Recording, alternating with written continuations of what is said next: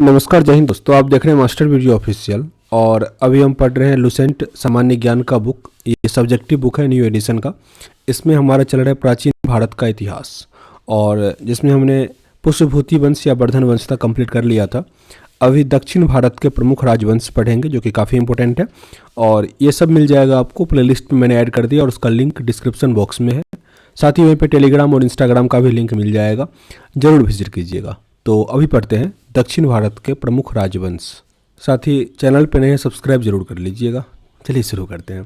पहला इसमें दिया गया पल्लव वंश। पल्लव वंश का संस्थापक सिंह विष्णु था, जो कि 575 से लेकर 600 ईस्वी तक रहा, जिसकी राजधानी कांची था। तमिलनाडु का जो कांचीपुरम है, उस टाइम उसी का नाम कांची था, जो कि पल्लव वंश का जो संस्थापक था मेनली सिंह विष्णु, उस टाइम उसकी राजधानी था। वो वैष्णव धर्म का अनुयायी था। जो ये था सिंह विष्णु, ये वैष्णव धर्म का अनुयायी था। किराता अर्जुनियम के लेखक भारवी सिंह विष्णु के दरबार में रहते थे।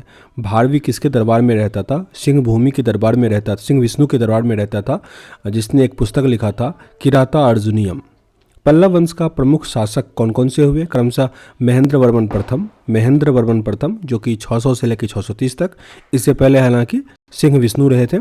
नरसिंह वर्मन प्रथम, जो कि 630 से लेकर 668 तक रहे। महेंद्र वर्मन द्वितीय 668 से लेकर 670 तक, 2 वर्ष तक ही रहे। परमेश्वर वर्मन प्रथम 670 से लेकर 700 तक। नरसिंह वर्मन द्वितीय 700 से लेकर 728 तक। नंदी वर्मन द्वितीय 730 से लेकर 800 तक। यूँ कह ले 200 से अधिक, 225 सालों तक जो रहा वो पल्लव वंश एग्जिस्ट किया। मध्य विलास प्रहसन की रचना महेंद्र वर्मन ने की थी। मध्य विलास प्रहसन की रचना महेंद्र वर्मन के द्वारा किया गया। महेंद्र वर्मन शुरू में जैन मतावलंबी था, परंतु बाद में तमिल संत अप्पर के प्रभाव में आकर शैव बन गया। तो पहला जो था वो क्या था? मतलब वो वैष्णव धर्म का अनुयायी था, लेकिन महेंद्र वर्मन जो था वो बाद में आके शैव धर्म बन गया था, शैव धर्म में आ गया था। महाबलीपुरम के एकाश्वम मंदिर, जिन्हें रथ कहा गया है, का निर्माण पल्लव राजा नरसिंह वर्मन द्वारा बनवाया गया था। रथ मंदिरों की संख्या 7 थी। रथ मंदिरों की संख्या, जो एकाश्वम मंदिर है जिसमें रथों की संख्या क्या है? 7 है। रथ मंदिर में सबसे छोटा द्रौपदी रथ है, जिसमें किसी प्रकार का अलंकरण नहीं मिलता है। बातपीकोंड व महामल्ल की उपाधि नरसिंह वर्मन प्रथम ने धारण की थी। इसके शासनकाल में चीनी यात्री हुएनसांग कांची आया था। हुएनसांग कांचीपुरम आया हुआ था। किसके टाइम में? नरसिंह वर्मन प्रथम के टाइम में।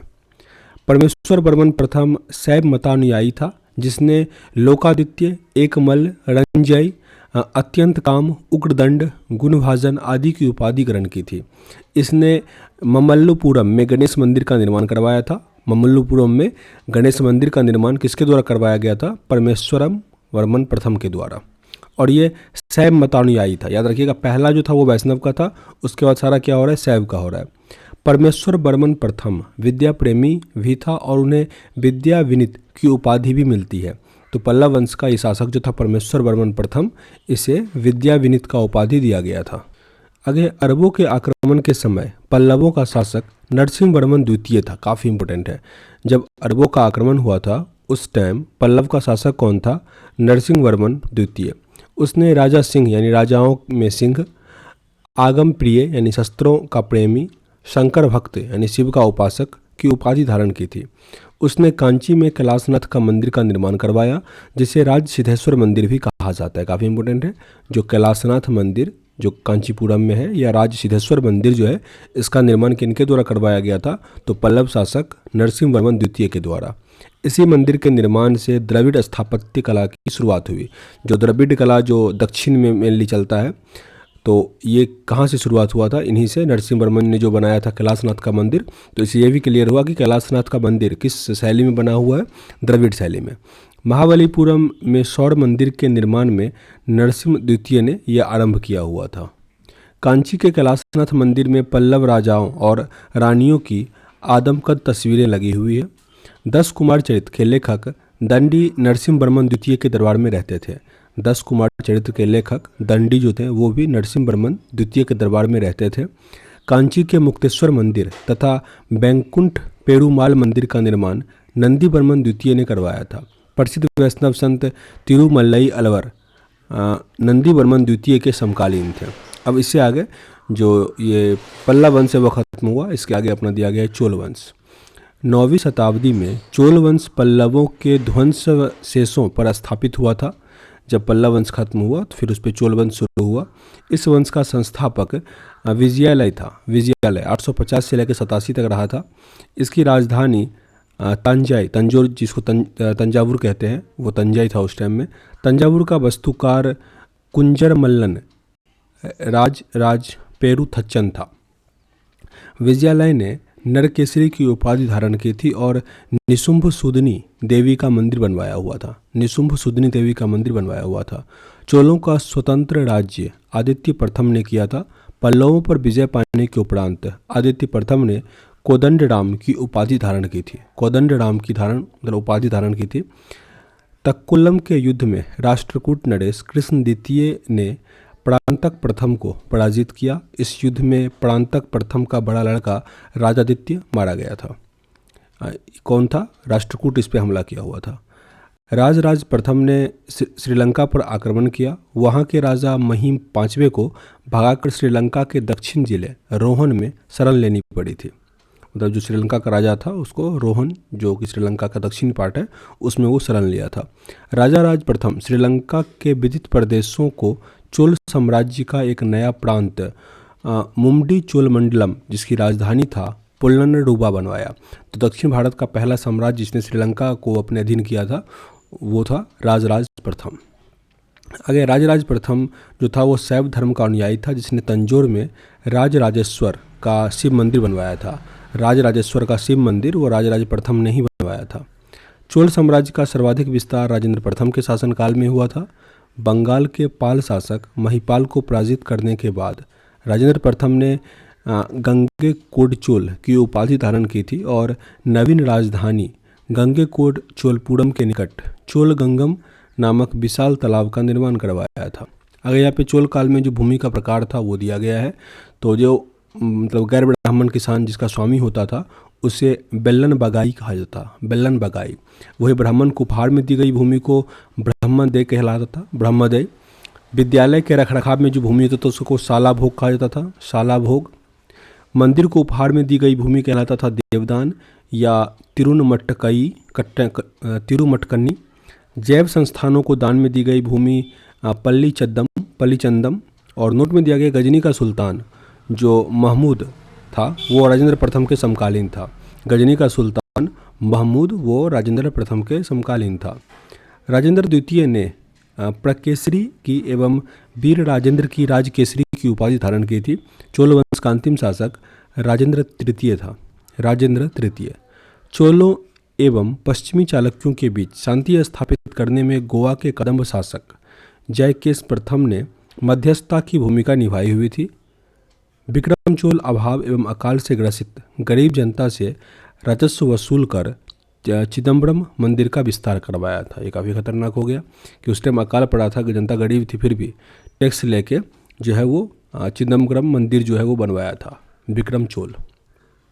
आगे है कुलोत्तुंग द्वितीय ने चिदम्बरम मंदिर की स्थित गोविंद राज जो कि विष्णु की थी की मूर्ति को समुद्र में फेंकवा दिया था।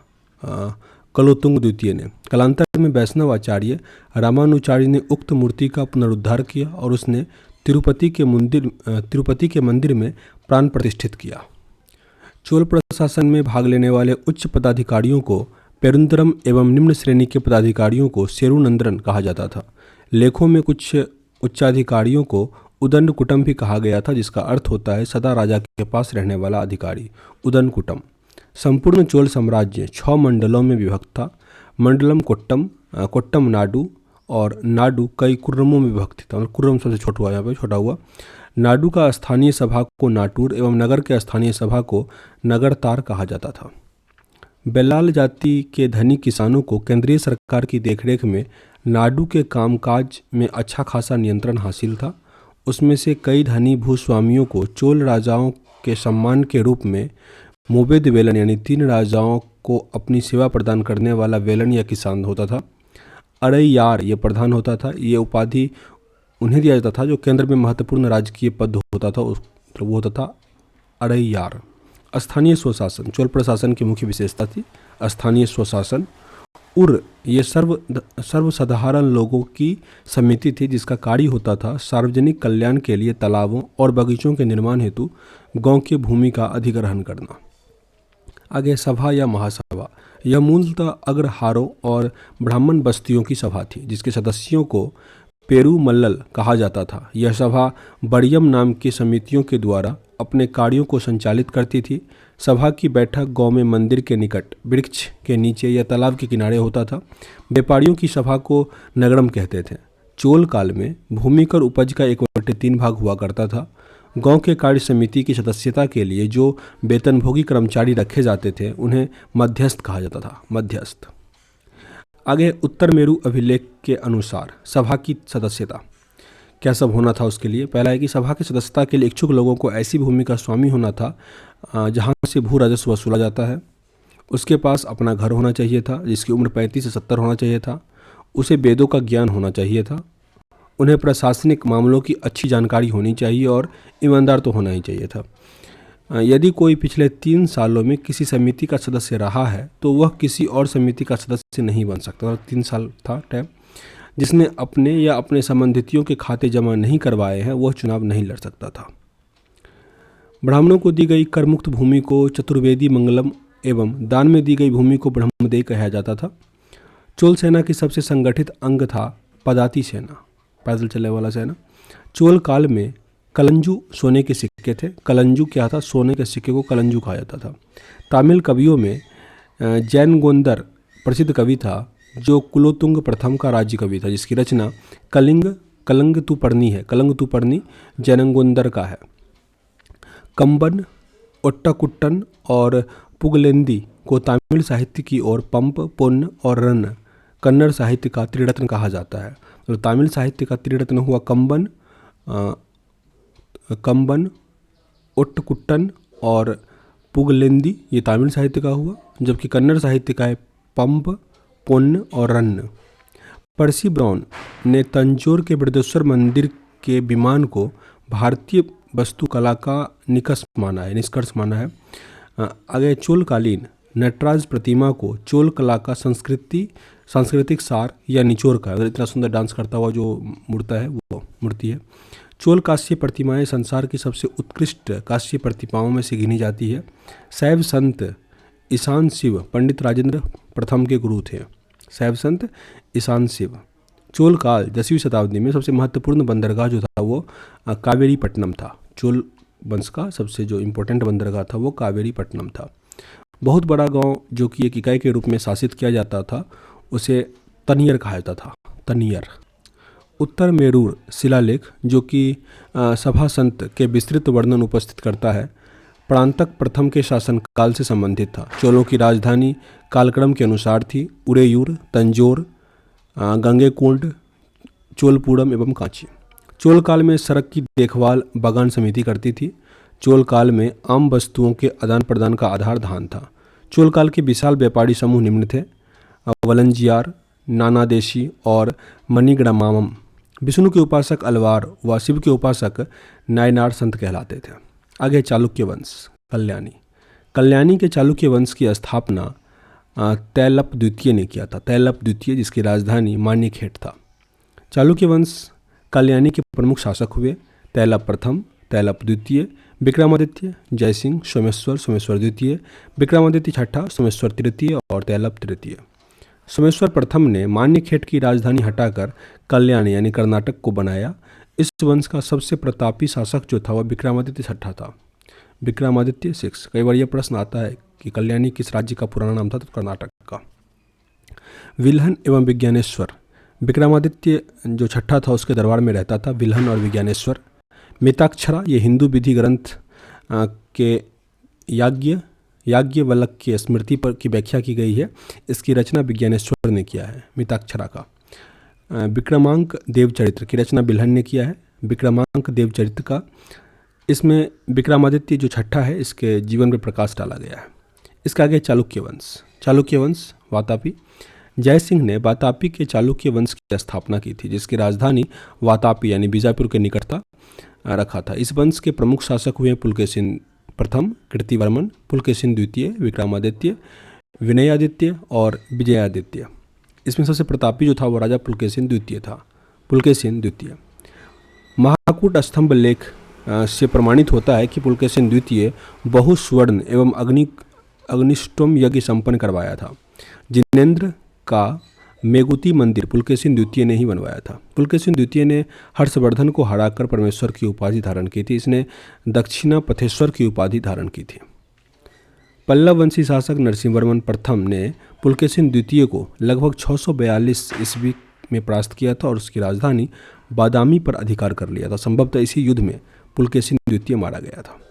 इसी विजय के बाद नरसिंहवर्मन ने वातापिकोट की उपाधि धारण की थी, वातापिकोट की उपाधि।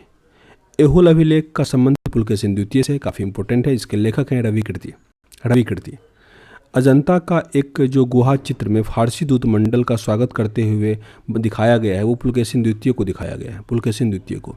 वातापी का निर्माणकर्ता कीर्तिवर्मन को माना जाता है, वातापी का निर्माणकर्ता कीर्तिवर्मन को माना जाता है।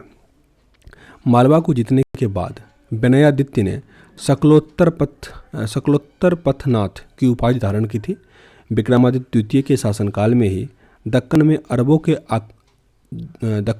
अरबों ने आक्रमण किया था। इस आक्रमण का मुकाबला विक्रमादित्य का भतीजा पुलकेशी ने किया था।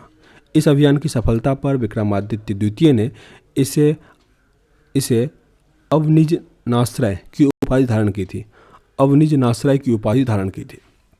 विक्रमादित्य द्वितीय की प्रथम पत्नी लोक महादेवी ने पट्टदकल में विरूपाक्ष महादेव मंदिर और उसकी दूसरी पत्नी त्रिलोक्य देवी ने त्रिलोकेश्वर मंदिर का निर्माण करवाया था। विक्रमादित्य द्वितीय की पत्नी से उन्हें करवाया था विरूपाक्ष मंदिर और त्रिलोकेश्वर मंदिर। इस वंश का अंतिम राजा कीर्तिवर्मन द्वितीय था। इसे उसने सामंत दंती दुर्ग में परास्त करने वंश राष्ट्रकूट वंश की स्थापना की थी। एहोल को मंदिरों का शहर कहा जाता है, एहोल को मंदिरों का शहर कहा जाता है। आगे चालुक्य वंश, बेंगी के चालुक्य वंश का संस्थापक विष्णुवर्धन था। इसकी राजधानी बेंगी ये कि आंध्र प्रदेश में था। इस वंश का सबसे प्रतापी राजा विजयादित्य तृतीय था, जिसका सेनापति जो था वो पंडरंग था, पंडरंग। आगे राष्ट्रकूट वंश का संस्थापक दंती दुर्ग था, जो कि 752 ईस्वी में किया गया था। शुरुआत में वे कर्नाटक के चालुक्य राजाओं के अधीन थे। इसकी राजधानी मनकीर या मान्यखेत था, जो कि वर्तमान में मालखेड़ सोलापुर के निकट है। राष्ट्रकूट वंश का प्रमुख शासक कृष्ण प्रथम थे। ध्रुव, गोविंद तृतीय, आमोघ वर्ष कृष्ण द्वितीय, इंद्र तृतीय और कृष्ण तृतीय था। एलोरा का जो प्रसिद्ध कैलाश मंदिर है, इसका निर्माण कृष्ण प्रथम ने करवाया था। बहुत बार ये पूछा जाता है कि एलोरा का जो प्रसिद्ध कैलाश मंदिर है, इसको किसने बनवाया था? राष्ट्रकूट शासक कृष्ण प्रथम ने। ध्रुव राष्ट्रकूट वंश का पहला शासक था जिसने कन्नौज पर अधिकार करने हेतु त्रिपक्षीय संघर्ष में भाग लिया था और प्रतिहार नरेश वत्स्यराज और पाल नरेश धर्मपाल को पराजित किया था। ये त्रिपक्षीय संघर्ष में कौन कौन शामिल हुआ था? तो राष्ट्रकूट, प्रतिहार और पाल वंश, जिसमें राष्ट्रकूट जो है वो जीत गया था। ध्रुव को धारावर्ष भी कहा जाता था। ध्रुव वही है जो त्रिपक्षीय संघर्ष में जीता था। गोविंद तृतीय ने त्रिपक्षीय संघर्ष में भाग लेकर चक्रा युद्ध व उसके संरक्षक धर्मपाल एवं प्रतिहार वंश का शासक नागभट्ट द्वितीय को पराजित किया था। पल्लव, पांड्य, केरल व गंग वंशों के संघ को गोविंद तृतीय ने नष्ट कर दिया था। अमोघ वर्ष जैन धर्म का अनुयायी था। अमोघ वर्ष जो था, अमोघ वर्ष वो जैन धर्म का अनुयायी था, जिसने कन्नड़ में कविराज मार्ग की रचना की थी। आदि पुराण के रचनाकार जिनसेन, गणितासार संग्रह के लेखक महावीराचार्य एवं अमोघ वृत्ति के लेखक शक्तायाना अमोघ वर्ष के दरबार में रहता था। अमोघ वर्ष ने तुंगभद्रा नदी में जल समाधि लेकर अपने जीवन का अंत किया था। जल समाधि लेकर अपने जीवन का अंत कर लिया था अमोघ वर्ष ने तुंगभद्रा नदी में। इंद्र तृतीय के शासनकाल में अरब निवासी अलमसूदी भारत आए थे। इसके तत्कालीन राष्ट्रकूट शासकों को भारत का सर्वश्रेष्ठ शासक का मतलब कहा गया। राष्ट्रकूट वंश का अंतिम महान शासक कृष्ण तृतीय था। इसी के दरबार में कन्नड़ भाषा के कवि पुण्य रहते थे, जिसने शांति पुराण की रचना की थी। शांति पुराण की रचना कल्याणी यानी कर्नाटक के चालुक्य तेलप द्वितीय ने 973 ईस्वी में कर्क को हराकर राष्ट्रकूट राज्य पर अपना अधिकार कर लिया और कल्याणी के चालुक्य वंश की नींव डाली गई। एलोरा एवं एलिफेंटा जो कि महाराष्ट्र में है, गुहा मंदिरों का निर्माण राष्ट्रकूटों के समय में ही हुआ था। एलोरा में 34 शैलकृति गुफाएं हैं, जिसमें से 1 से लेकर 12 तक जो है वो बौद्ध धर्म को है, 13 से लेकर 29 तक हिंदू धर्म को, और 30 से लेकर 34 तक जैन गुफाएं हैं। काफ़ी इंपॉर्टेंट है, इसमें आता है कि किसका नहीं है, तो याद रखिएगा इसमें बौद्ध का है, हिंदू का है, ठीक ना, और जैन का है। जिसमें सबसे अधिक अगर पूछा जाए तो वो हिंदुओं का हो जाता है 13 से लेकर 29 तक, ठीक ना, और सबसे कम जो है वो जैन का है। बौद्ध गुफाओं में सबसे प्रसिद्ध विश्वकर्मा गुफा जो कि संख्या 10 में है, इसमें एक चैत्य है। वहाँ पर 2 मंजिली और 3 मंजिली गुफाएं भी है, जिसमें 2 थल और 3 थल नाम दिया गया है। एलोरा की गुफा 15 में विष्णु को नरसिंह अर्थात पुरुष सिंह के रूप में दिखाई, नरसिंह अवतार जो है उसमें है 15 नंबर गुफा में। एलोरा गुफाओं का सर्वाधिक उल्लेख फ्रांसीसी यात्री थेविनेट ने 17वीं शताब्दी में किया था। थेविनेट राष्ट्रकूट शैव वैष्णव शाक्त संप्रदाय के साथ साथ जैन धर्म के भी उपासक थे। राष्ट्रकूट ने अपने राज्यों में मुसलमान व्यापारियों को बसने तथा इस्लाम के प्रचार की स्वीकृति भी दी थी। आगे आता है यादव वंश। देवगिरी के यादव वंश की स्थापना भिल्लम पंचम ने किया था। भिल्लम पंचम जिसकी राजधानी देवगिरी थी। इस वंश का सबसे प्रतापी राजा सिंहन था, 1210 से लेकर 1246 तक। इस वंश का अंतिम स्वतंत्र शासक रामचंद्र था, जिसे अलाउद्दीन खिलजी के सेनापति मल्लिक गफूर के सामने आत्मसमर्पण करना पड़ा था। आगे होयसल वंश। होयसल वंश द्वार समुद्र के होयसल वंश की स्थापना विष्णुवर्धन ने किया था। होयसल वंश यादव वंश की एक शाखा थी। बेलूर में चेन्ना केशव मंदिर का निर्माण विष्णुवर्धन ने करवाया था 1117 में। होयसल वंश का अंतिम शासक वीर बल्लाल तृतीय था, जिसे मल्लिक गफूर ने हराया था, वीर बल्लाल तृतीय को। होयसल वंश की राजधानी द्वार समुद्र ने आधुनिक हेलेवीड था। आगे फिर कदम वंश। कदम वंश का स्थापना मयूर शर्मन ने किया था और कदम वंश की राजधानी वनवासी था, वनवासी। फिर है गंगवंश। गंगवंश का संस्थापक वज्रहस्त पंचम था। वज्रहस्त पंचम अभिलेखों के अनुसार गंगवंश के प्रथम शासक कोंकणी वर्मा था। कोंकणी वर्मा गंगों की प्रारंभिक राजधानी कुबलाल यानी कोल्लर थी और बाद में तलकाट हो गया, तलकाट। दंतक सूत्र पर टीका लिखने वाले गंग शासक माधव प्रथम थे, माधव प्रथम। फिर आता है काकतीय वंश। काकतीय वंश। काकतीय वंश का संस्थापक बीटा प्रथम था, जिसने नलगोंडा जो हैदराबाद में है का एक छोटे से राज्य का गठन किया था, जिसकी राजधानी अनमकुंड थी। इस वंश का सबसे शक्तिशाली शासक गणपति था। रुद्रमा देवी गणपति की बेटी थी, जिसने इंद्रदेव महाराज का नाम ग्रहण किया था, जिसने 35 वर्षों तक शासन किया। गणपति ने अपनी राजधानी वारंगल को स्थानांतरित कर लिया था, वारंगल। इस राजवंश का अंतिम शासक प्रताप रुद्र हुआ। प्रताप रुद्र 1323 में खत्म हो गया। अब यहाँ पे है जो सीमावर्ती राजवंश था उसका अभ्युदय, और फिर इसका छोटा छोटा जो अन्य राजवंश है वो पढ़ के फिर ये जो प्राचीन भारत है वो खत्म हो जाएगा। तो यहाँ इस वीडियो को एंड करते हैं, मिलते हैं नेक्स्ट वीडियो में, तब तक के लिए जय हिंद।